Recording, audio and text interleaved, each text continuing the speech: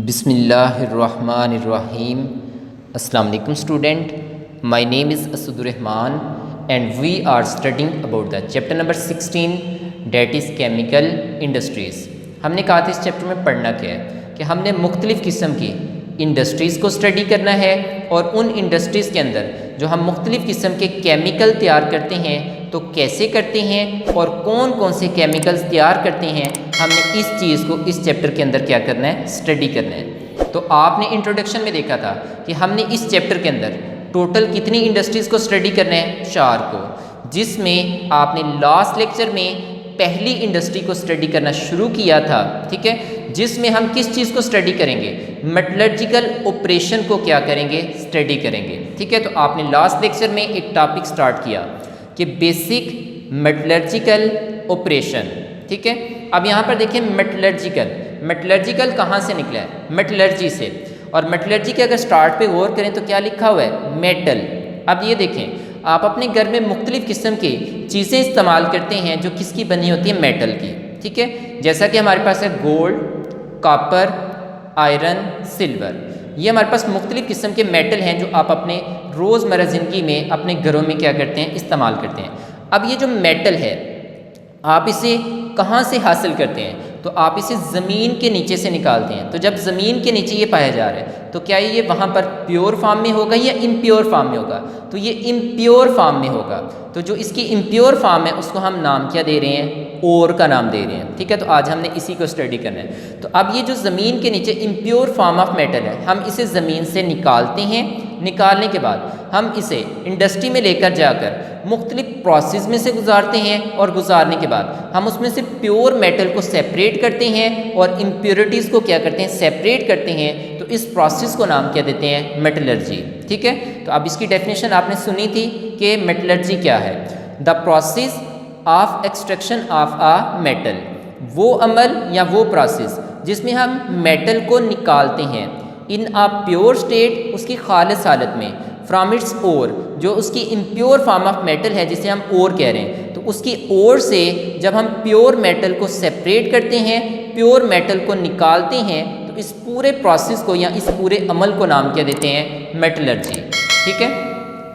फिर हमने कहा था कि मेटलर्जी को स्टडी करने से पहले हमें चंद बेसिक टर्म का क्या होना चाहिए, पता होना चाहिए। तो लास्ट लेक्चर में हमने उसकी बेसिक टर्म को स्टडी करना शुरू किया था, जिसमें आपने पहली बेसिक टर्म स्टडी कर ली, डेट इज़ मिनरल, ठीक है। अब मिनरल क्या है, आपने कहा था कि ऐसे सब्सटेंस को मिनरल कहेंगे जो हमारे पास नेचर में क्या होंगे, सॉलिड स्टेट में एग्जिस्ट करेंगे, ठीक है, और वो नेचुरली अकरिंग होंगे, और वो क्या होंगे, इनऑर्गेनिक मटेरियल होंगे। और तीसरी बात, वो क्या होंगे, ज़मीन के नीचे पाए जाते हैं। अब ज़मीन के नीचे किस तरीके से पाए जाते हैं, ठीक है, उसमें मेटल होता है और मेटल किसी और एलिमेंट के साथ कंबाइन करके क्या बनाता है, कंपाउंड। तो मेटल्स के कंपाउंड होते हैं और वो मेटल के कंपाउंड जो हैं वो आपकी अर्थली इम्प्योरिटीज़ के साथ कंबाइन स्टेट में ज़मीन के नीचे पाए जाते हैं। तो इसको हम नाम क्या देते हैं, मिनरल का नाम देते हैं, ठीक है। तो इसका मतलब वहाँ पर मेटल के कंपाउंड जो है अर्थली इम्प्योरिटीज़ के साथ जो कंबाइन स्टेट में ज़मीन के नीचे पाए जा रहे हैं उसको नाम क्या देते हैं, मिनरल। यहाँ तक क्लियर। चलें, आज हम सेकंड बेसिक टर्म की तरफ आएंगे, डेट इज़ ओर। अब आपके जहन में आता है व्हाट इज़ ओर क्या है, ठीक है। तो अब ये जो मिनरल हैं, क्या हम सारी मिनरल्स को ओर कहते हैं या चंद मिनरल्स को ओर कहेंगे। पहले सिंपल सी डेफिनेशन सुन लें, आपकी वो मिनरल्स, ठीक है, अब आपको पता है मिनरल्स के अंदर क्या मौजूद है, मेटल्स के कंपाउंड। तो वो मिनरल जिसमें हम क्या कर सकते हैं, थोड़ी मेहनत करके, थोड़ा खर्चा करके हम उसमें से ज़्यादा प्योर मेटल को निकाल सकें, तो उस मिनरल को नाम क्या देते हैं, ओर, ठीक है। ऐसी मिनरल जिसमें हम थोड़ी मेहनत करके, थोड़ा खर्चा करके हम ज़्यादा से ज़्यादा प्योर मेटल को निकाल सकें, एक्सट्रैक्ट कर सकें, उस मिनरल को नाम क्या देंगे, ओर का नाम देंगे। तो जिसमें से ऐसा ना कर सकें उस मिनरल को ओर का नाम नहीं देंगे।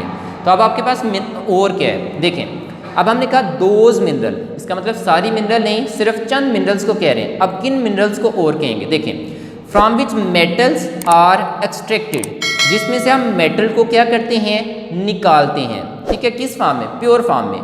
कमर्शली तजारती पैमाने पर, ठीक है। तो जब हम तजारती पैमाने पर क्या करते हैं, प्योर मेटल को निकालते हैं उसकी मिनरल से एट अ कंपेरेटिवली, ठीक है। अब कंपेरेटिवली लो कास्ट कहता है कि यहाँ पर हम कम कीमत पर क्या करते हैं, प्योर मेटल को क्या करते हैं, निकालते हैं एंड विद मिनिमम एफर्ट, और हम थोड़ी कोशिश करके।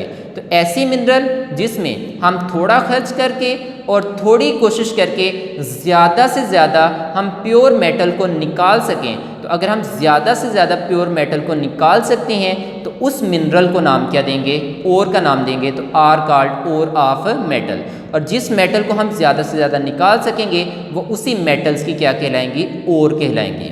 क्या यहाँ तक डेफिनेशन समझ आई जी। अब अगर मैं इसका उलट करूं, अब देखिए वो मिनरल, ठीक है, जिसमें अब देखिए मेटल तो मौजूद है लेकिन अगर आप थोड़ी कोशिश करें, ठीक है, और आप थोड़ा खर्च करें तो आपके पास ज़्यादा मेटल एक्सट्रैक्ट ना हो, अगर नहीं होती तो आप ऐसी मिनरल को और नहीं कहेंगे। तो फिर आपके पास डेफिनेशन क्या होगी कि ऐसी मिनरल जिसमें आप क्या कर सकते हैं, थोड़ी मेहनत करके, थोड़ी कोशिश करके और कम खर्च करके आप ज़्यादा से ज़्यादा प्योर मेटल को निकाल सकते हैं, तो ऐसी मिनरल्स को नाम क्या देंगे, ओर का नाम देंगे। यहाँ तक क्लियर। चलिए नीचे आते हैं। अब इसकी example, for example ores of copper are, क्योंकि हमने इस चैप्टर में कॉपर को स्टडी करना है, मेटलर्जी का जो प्रोसेस स्टडी करना है वो कॉपर के लिहाज से स्टडी करना है, इसलिए यहाँ पर मैंने कॉपर की ओर ली, ठीक है।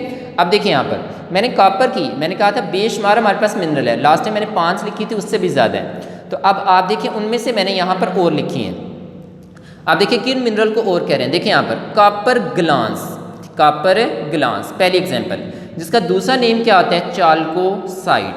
अब कॉपर ग्लांस या चाल्कोसाइट के अंदर हमारे पास कौन सा मेटल का कंपाउंड पाया जाता है, अगर आप देख सकें तो इसमें हमारे पास है क्यूप्रस सल्फाइड। अब देखिए इसमें कॉपर जो है ये क्या हमारे पास है, मेटल एटम है, तो इसमें कॉपर मेटल के क्या हमारे पास है, कंपाउंड है। आप क्या करते हैं, जब आप थोड़ा सा खर्च करते हैं और थोड़ी सी कोशिश करके आप मुख्तलिफ प्रोसेस में से गुजारते हैं, तो आप क्या कर सकते हैं, इसमें से ज़्यादा क्या कर सकते हैं, कॉपर को निकाल सकते हैं। तो इस वजह से इस मिनरल को नाम क्या देते हैं, हम ओर का नाम देते हैं। तो जब आप इसमें देखें तो तकरीबन जो टोटल हमारे पास मिक्सचर होता है उसमें से तकरीबन 79.8 जो है इतने परसेंट इसमें क्या आती है, हमारे पास है कॉपर मौजूद होती है, प्योर कॉपर मौजूद होती है 79.8, यानी 80 हमारे पास परसेंट ही कंसीडर कर सकते हैं। चलिए नेक्स्ट चलते हैं। दूसरी हमारे पास कॉपर की और कौन सी है, चाल्कोपायराइड। चाल्कोपायराइड का दूसरा नेम क्या है, कॉपर पायराइड। अब चाल्कोपायराइड भी कह सकते हैं और इसे कॉपर पायराइड भी। अब इसमें जो हमारे पास है मेटल का कंपाउंड कौन सा हमारे पास है, अब देखिए यहाँ पर कॉपर ये भी मेटल है और आयरन भी मेटल है, CuFeS2 ये हमारे पास एक कंपाउंड है जिसके साथ बहुत सी अर्थली इम्प्योरिटीज़ भी साथ में क्या होंगी, हमारे पास है जुड़ी होंगी, और दूसरी बहुत सी इम्प्योरिटीज़ साथ में क्या होंगी, जुड़ी होंगी, तो उसको कह रहे हैं मिनरल। अब जब हम देखें तो हम इसमें से कौन सी मेटल को ज़्यादा निकाल सकते हैं, थोड़ी मेहनत करके और थोड़ा खर्च करके हम ज़्यादा से ज़्यादा कौन सी मेटल निकाल सकते हैं, कॉपर निकाल सकते हैं। तो इस वजह से ये किसकी ओर हुई, कॉपर की, हालांकि इसमें आयरन भी मौजूद है।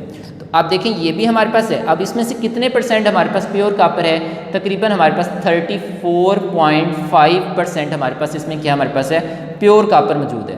तो आप थोड़ी मेहनत करके और थोड़ा खर्च करके जिस मिनरल से भी ज़्यादा मेटल को निकाल सकते हैं तो उन मिनरल्स को क्या नाम देते हैं, ओर का नाम देते हैं। तो ये आपके पास ओर की क्या होगी, हमारे पास है 2 एग्जाम्पल होगी।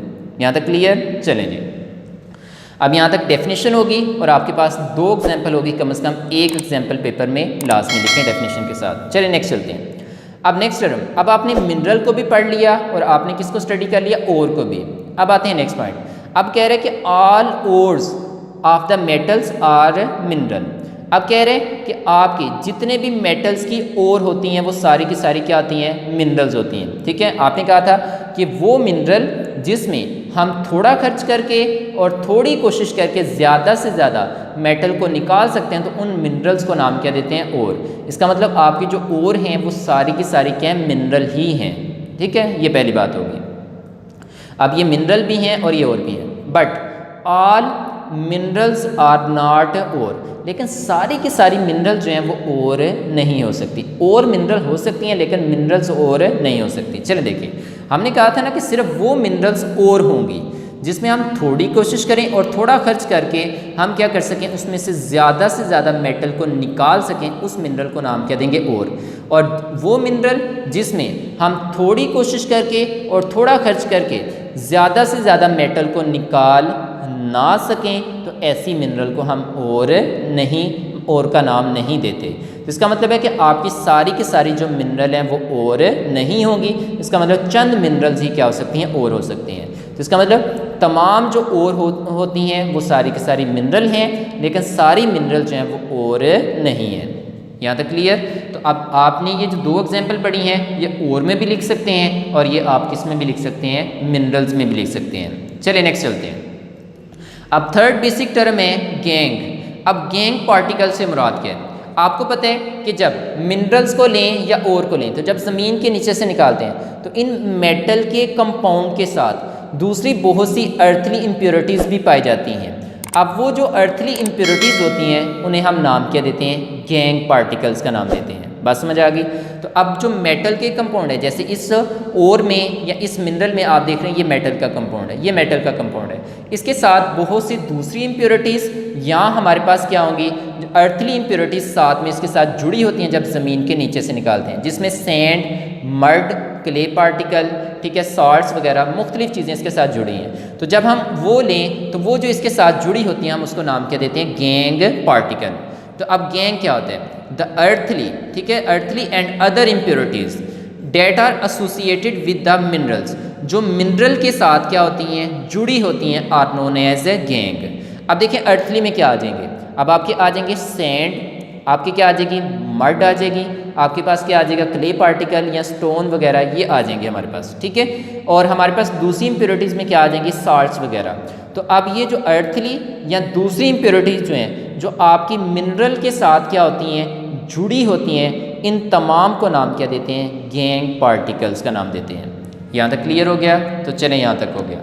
अब आप देखें तो आज आपने दो बेसिक टर्म पढ़ी, एक आपने पढ़ी ओर्स, ठीक है। तो ये पहली दो लाइनों में ओर की डेफिनेशन है और आगे वाली लाइन में उसकी एग्जाम्पल लिखी हुई है, कापर की दो ओर की एग्जाम्पल दी है, आप कोई एक लिख लें। और नेक्स्ट हमारे पास देखें यही लाइन लिखी है कि तमाम और मिनरल्स होती हैं लेकिन तमाम मिनरल्स और नहीं हैं। आगे नेक्स्ट हमारे पास पेज पे आपने गैंग की डेफिनेशन पढ़ी, तो ये हमारे पास गैंग पार्टिकल की हमारे पास डेफिनेशन है, तो यहाँ तक आपका हो गया, ठीक है। तो अब आपने आज जो पढ़ा, ठीक है, उसकी समरी सुन लें कि और क्या है। आपने कहा था उन मिनरल को हम और कहेंगे, ठीक है, जिसमें हम थोड़ी मेहनत करके और थोड़ी कोशिश करके ज़्यादा से ज़्यादा मेटल को निकाल सकें, उसे हम उस मिनरल को नाम क्या देते हैं, और का नाम देते हैं, ठीक है। तो फिर आपने नेक्स्ट टर्म सुनी कि तमाम मिनरल और नहीं हो सकती, ठीक है, जबकि तमाम और जो हैं वो मिनरल हो सकती हैं। यहाँ तक हो गया। फिर आपने देखा कि उन मेटल के कंपाउंड के साथ या उन मिनरल के साथ जो भी अर्थली या दूसरी इम्प्योरिटीज़ वगैरह जुड़ी होती हैं उनको हम नाम क्या देते हैं, गैंग का नाम देते हैं। तो यहाँ तक आपकी बेसिक टर्म खत्म हो गई। नेक्स्ट टाइम हम प्रॉपर मेटलर्जिकल प्रोसेस को क्या करेंगे, स्टडी करना शुरू करेंगे, ठीक है। अगर किसी चीज़ की नहीं समझ आए तो पूछ लें।